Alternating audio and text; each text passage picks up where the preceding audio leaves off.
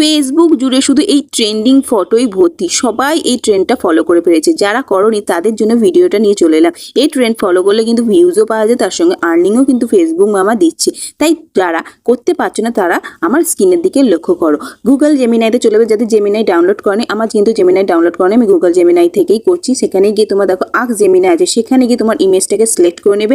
আর এই প্রম্পটটা কিন্তু আমার একটা পোস্টে মনে যে আমি এই রকমই ধরনের একটা পোস্ট করছি, তার মধ্যে কিন্তু পিন কমেন্টে রাখা রয়েছে এই প্রম্পটটাকে কপি করে নেবে। কপি করার পর এখানেই পেস্ট করে দেবে। কপি করার পর এখানে দেখো আমি কিন্তু আমার পোস্টের মধ্যে কপিটা করেছি। এই যে দেখো, তোমরা যদি দেখতে পাও তাহলে এখান থেকে স্ক্রিনশট তুলে নেবে, না হলে ওই পোস্টে গিয়ে তোমরা কপি করে নেবে।